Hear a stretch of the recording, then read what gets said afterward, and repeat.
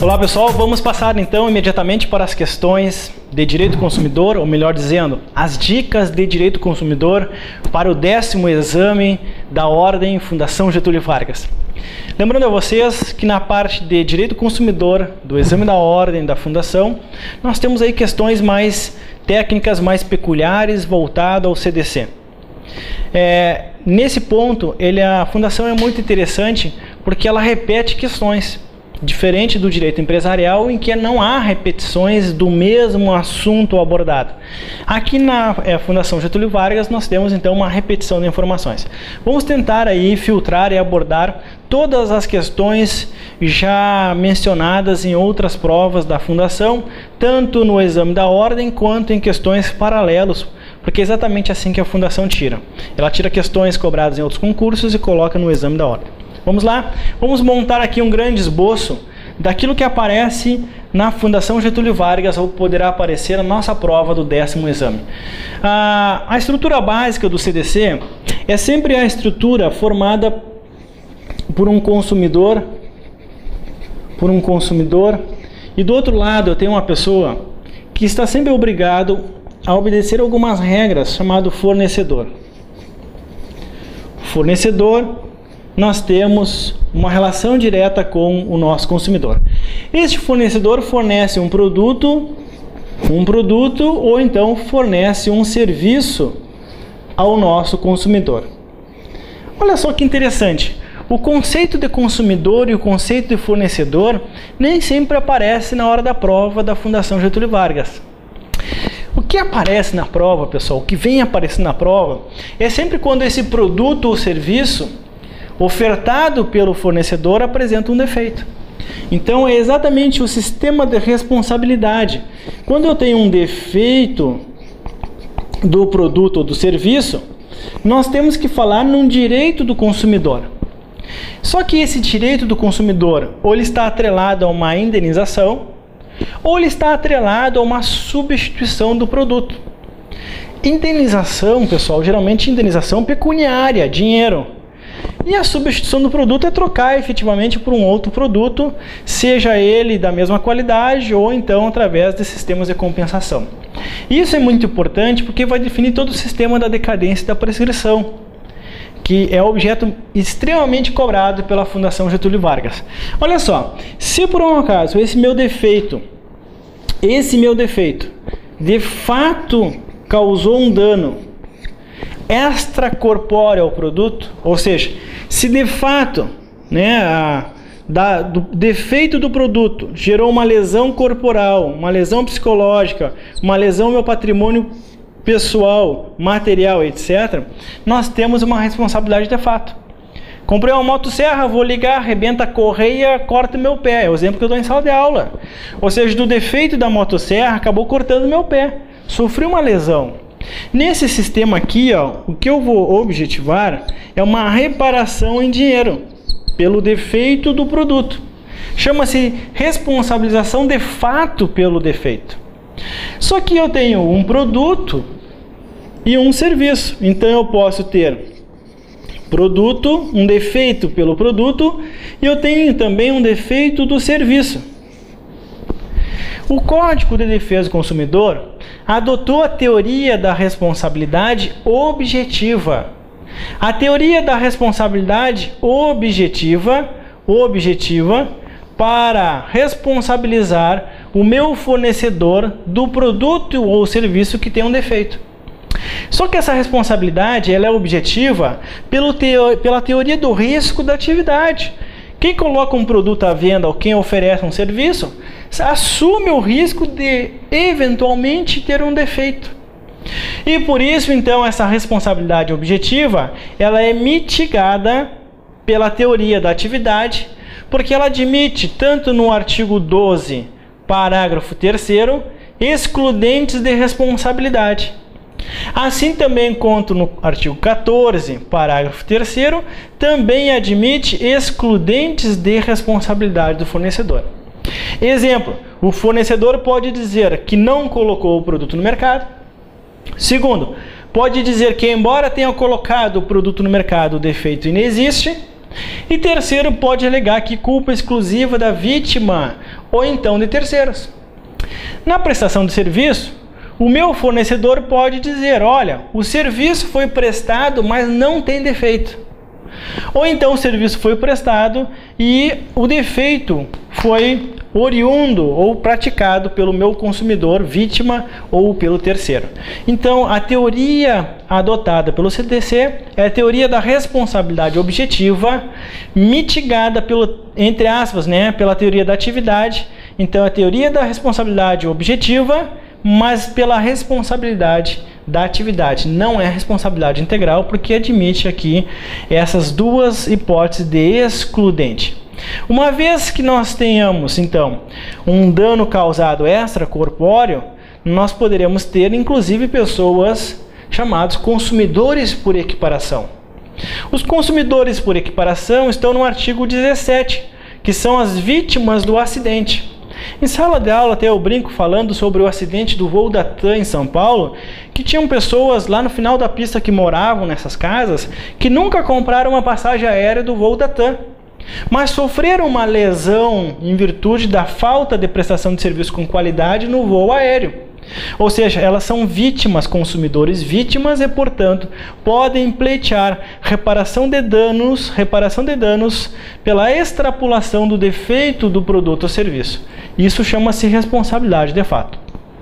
Se eu tenho um dano aqui qualificado, e esse dano resume-se em dinheiro, significa que aqui nasce, a partir da lesão desse direito, nasce, pessoal, a pretensão de execução. Tal pretensão de execução deve ser manifestada e executada num tempo hábil. Toda pretensão de execução morre pela prescrição. Ou seja, a pretensão de execução de um direito morre pela prescrição. E, portanto, aqui no artigo 12 e no artigo 14, eu tenho que combinar isso tanto com o artigo 26 e 27, que falam sobre a prescrição e decadência. Então, aqui eu tenho a prescrição em 5 anos a partir do conhecimento do dano e da autoria para pedir a reparação em dinheiro, seja pelos danos patrimoniais, pelos danos corporais, pelos danos morais, pelos danos, ou seja, aqui nós temos então o direito de reparação pelos danos causados pelo defeito do produto ou serviço. Cuidado, hein? Essa teoria objetiva, ela tem como exceção no artigo 14, parágrafo 4º do Código de Defesa do Consumidor, dizendo que o profissional liberal responde de forma subjetiva. A banca FGV adora essa questão. Ela diz assim, ó, o CDC adotou como regra a responsabilidade objetiva, vírgula, e como exceção a responsabilidade subjetiva no profissional liberal. Está correta essa informação. O que não pode acontecer é sustentar que todo o CDC adotou a teoria subjetiva. Está errado. Tá? O CDC adota a teoria objetiva. Mas quando o meu produto ou serviço, o defeito dele fica dentro do produto ou dentro do serviço. Ou seja, o vício não causou dano a ninguém. O vício, pessoal, não é a mesma coisa que defeito. Defeito é o gênero, vício é a espécie, fato é a espécie. Se eu comprei uma motosserra, por exemplo, e vou ligar a motosserra, e a motosserra simplesmente não liga, e não causou nenhum defeito no meu pé, na minha mão, no meu braço, o defeito está dentro do produto. Se eu compro uma água mineral com gás e vou abrir a água e não sai gás, o defeito está dentro do produto. Diferente, pessoal, de eu ligar uma motosserra e cortar meu pé.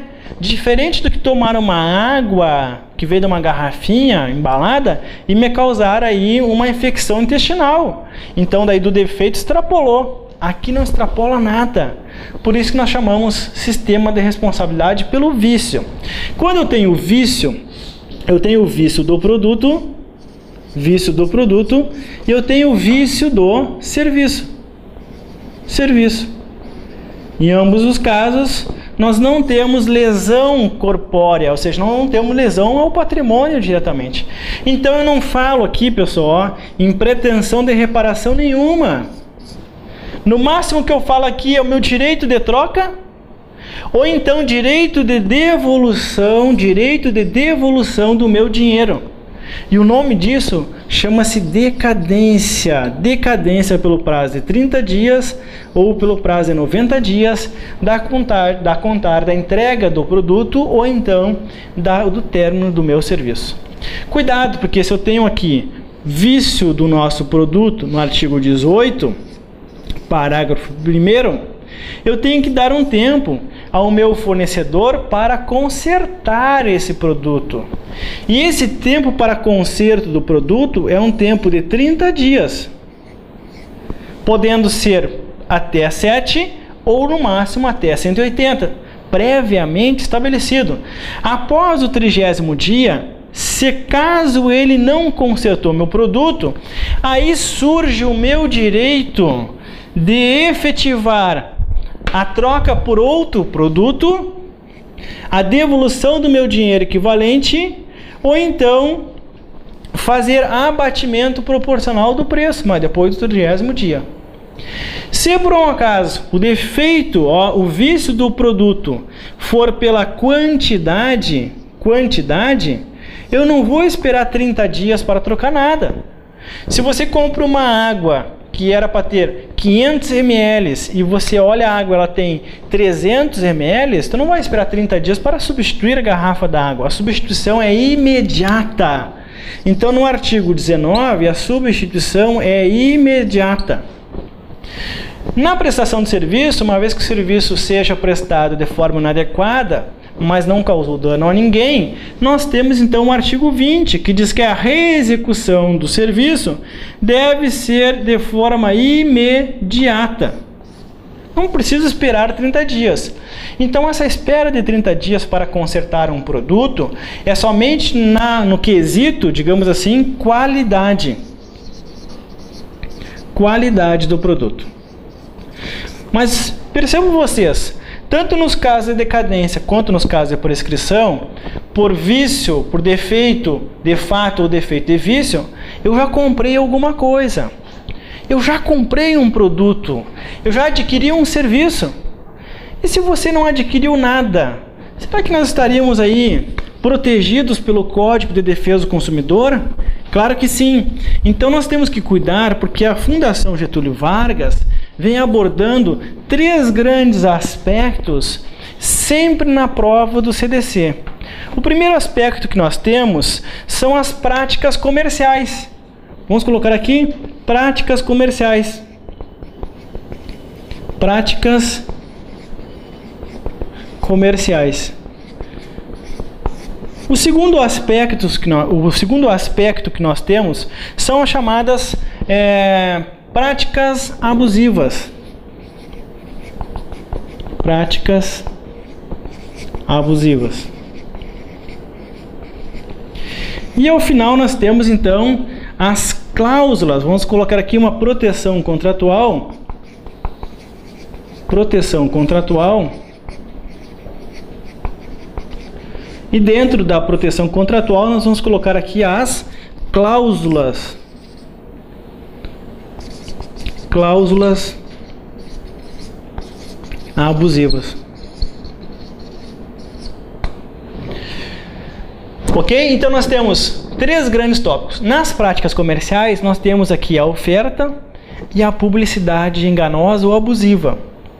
Cuidado, hein? Ofertar é aquilo que eu manifestamente estou ofertando para alguém e essa oferta está irregular tanto na quantidade, tanto nas características, e essa oferta, uma vez veiculada, vincula o próprio fornecedor. Na segunda prática comercial que nós temos, muito protegida pelo CDC, são as publicidades. Publicidade enganosa ou publicidade abusiva do artigo 37, inciso 1 e 2. A publicidade abusiva, ela incita alguém a ter um comportamento diferenciado, seja contra ela mesma, seja contra a sociedade ou até mesmo contra o meio ambiente. E a publicidade enganosa é quando efetivamente as características do objeto, as condições e quantidades de oferta praticamente não batem com aquilo que ela está anunciando. Das práticas comerciais, nem sempre elas são objeto da prova da Fundação, a não ser o artigo 37, 1 e 2. Nas práticas abusivas, nós temos que ler então aí o artigo 39, pessoal. O artigo 39 é muito importante para o CDC. Toda prática abusiva do artigo 39 geralmente aparece numa questão da FGV. É um rol de prática dizendo que o fornecedor, quando pratica aquela conduta é ilegal. Diferentemente das cláusulas abusivas que nós temos no artigo 51. Aqui, pessoal, na cláusula abusiva, você já tem um contrato. E aqui na prática abusiva, você não tem contrato nenhum. Então, se eu mandar um cartão, por exemplo, cartão de crédito para você, grátis, eu não posso cobrar anuidade. Ao mesmo tempo que se eu comprar, então, alguma coisa pela internet e chegar em casa e não é a mesma caneta que eu comprei pela internet, eu tenho direito de arrependimento. Direito de arrependimento para comprar uma caneta, qualquer coisa pela internet, prazo de devolução de 7 dias. Agora eu tenho uma proteção também da questão do orçamento. Uma vez que alguém me oferece um orçamento, esse orçamento tem uma validade pelo prazo de 10 dias. Que é diferente com o prazo de troca quando eu compro algo pela internet, que é um prazo de 7 dias, prazo de arrependimento. Fechando essas dicas, eu quero dizer para vocês que a prova da FGV na parte do exame da ordem está passando pelos pontos de responsabilidade do fornecedor, artigo 12. Artigo 14 e seus parágrafos, está passando pelo artigo 18, parágrafo 1º e 2º, está passando ainda pelo artigo 19 e pelo artigo 20. O artigo 20 nunca caiu. O artigo 26 e o artigo 27, vocês precisam decorar esses artigos do CDC.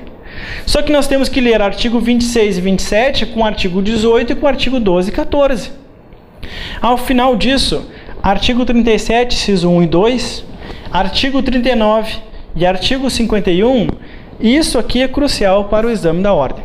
Então fica as dicas aí para o 10º exame, a leitura desses artigos que reiteradamente estão aparecendo na prova da ordem formulada pelo exame pela Fundação Getúlio Vargas.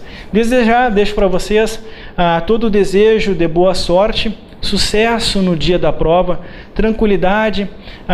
Existe uma quantidade infinita de matérias, mas nada melhor do que a prática em realização de questões de provas para verificar a quantidade de matéria e estudo que vocês estão necessitando. Estamos aqui à disposição de vocês na nossa sede da Verbo Jurídica em Porto Alegre para eventuais dúvidas. Um grande abraço e até mais.